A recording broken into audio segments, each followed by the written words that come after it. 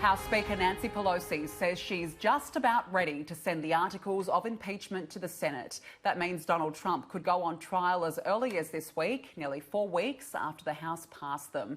Joining me now live is visiting fellow at the US Studies Centre and Sky News contributor Bruce Wolpe. Bruce, good morning. Thanks for joining me this morning. Thank you, Danica. Big developments overnight in Washington on impeachment. After this delay, the US House of Representatives, Bruce, will vote as early as today in the US. What are the next steps? Speaker Pelosi announced, Danica, that the House of Representatives will vote overnight tonight, our time, so after midnight Australia time, on the articles of impeachment to send them to the Senate. She will also name the managers or prosecutors that will make the case before the Senate, sitting as a court of impeachment against Donald Trump. The two lead prosecutors will be Adam Schiff, who's familiar to Australian audiences by his chairing of the hearings in the Intelligence Committee, and Jerry Nadler, the chairman of the Judiciary Committee that processed the articles of impeachment.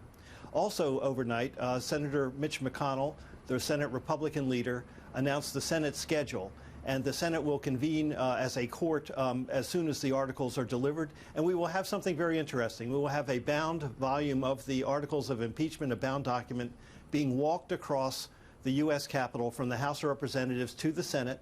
The procession led by the House prosecutors. They will present the document to the Senate, and then the proceedings will begin. So a sort of 18th century process now in the televised social media world of the 21st century. It'll be quite a spectacle. I'm sure it will be. well, riveting TV.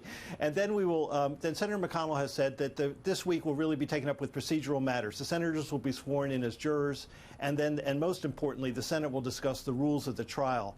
And he said they're going to pattern them over what was used 21 years ago against Bill Clinton when he was impeached. Essentially, opening arguments and then questions from the senators to both sides, the lawyers for the president and the prosecutors from the House. And then at that point, there will be votes on whether to have further witnesses. So this week, procedural, symbolic. Next week, the House will begin to make its case to the Senate and the country and the world. It'll be live on television. And that will proceed for a few days. And then we'll get to a juncture as to whether the Senate will proceed in depth with witnesses, documents, and other materials for the impeachment trial. When the trial does eventually begin, how long is it likely to last? If there isn't a vote, if the senators do not ask for witnesses, I'd say this phase would last about 2 weeks. And then there are two options at that point. The Senate could vote on it, and whatever 51 senators decide is how it will proceed.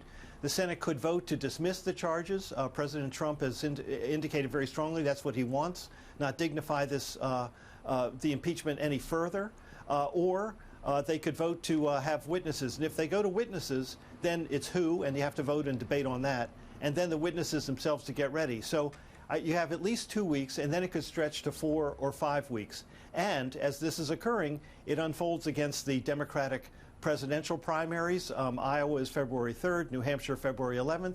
The President's State of the Union address is February 4th. The President is to be in Davos next week at the World Economic Forum. So there's a whole bunch of split-screen developments in which we will have a Senate sitting as a court of impeachment and the President being president in all his activities. Bruce, on another matter, Democratic candidates are set to face off, of course, in the last debate before the important Iowa caucuses, as you said. What can we expect from today? A lot of fighting, Danica. It's going to be hot and heavy on the stage. The lead has shifted in Iowa among all the four leading candidates between Joe Biden, Pete Buttigieg, Elizabeth Warren, Bernie Sanders. A poll earlier this week had Sanders in front. A poll later this week had Biden in front. So the importance of Iowa is not only that it's first, but if one person can win Iowa and then a week later sort of use that as a catapult to win New Hampshire, that would put them in a commanding position in a field that is about a dozen strong or more. So that's why everyone is going to put everything into this debate and the next 2 weeks in Iowa. Now the subtext to it are two things: how strong is Joe Biden? Is he really Mr. Resilient? But also, over the past 24 hours, we've seen a rift develop for the first time between Elizabeth Warren and Bernie Sanders, where they are attacking each other. Warren saying that Sanders saying that Elizabeth Warren is really an upper-class elitist, But then Elizabeth Warren making a very telling accusation against Bernie Sanders that in a private meeting a year ago, he said that a woman could not be elected president. And this will be unfolding in a party that nominated Hillary Clinton for president in 2016. So how that plays out, that'll be very interesting to watch. I'm sure it will be subject of immense discussion in a few hours' time. The debate begins at 1 p.m. Australian Eastern Daylight Time today. It'll be interesting to see, given that they were friends at one point, Bruce. Now, how likely is foreign policy to dominate this debate, particularly given the events of the last week or so when it comes to Iran? Oh, I think Iran will be front and center in this debate as well, because it really gets to, from Joe Biden's point of view, for example, it gets to, does President Trump have the temperament to be president, or is he engaged in reckless foreign policy? I think the sense of all the Democratic candidates and a lot of polling is that the American people do not war with Iran.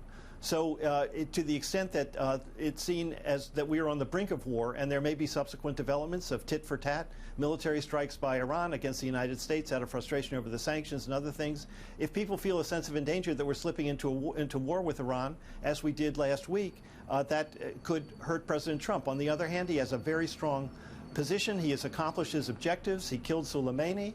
There was no wider war. He's enforcing sanctions. The Europeans are kind of hamstrung in bailing out the Iranians. So the foreign policy issue will be very, very important. Bruce, on another matter, US and China will sign a partial trade deal this week. It's obviously been a long time coming. How big is this in terms of Donald Trump's presidency? It's very big, because it is a major achievement. He initiated a trade war with the Chinese to bring them to the table to reach a trade agreement that is more beneficial to the United States. He will claim victory on that. He is lifting a penalty that China is a currency manipulator against the Chinese as sort of a sweetener on the deal. And he will say, this is the kind of trade war that I can wage and win for you, the American people. Farm goods, so Iowa, again, there's supposed to be big farm purchases to China. But again, this split-screen presidency, as he is signing the trade agreement with the Chinese in the White House, right down Pennsylvania Avenue, the House of Representatives will be voting on sending the articles of impeachment to the Senate, and the Senate receiving them. So you have, it's going to be this a bifurcated world between the presidency and the Congress, between accountability and power, that we're going to see over the next several weeks. It'll be a very big day for Trump, and he will claim a lot of credit for it.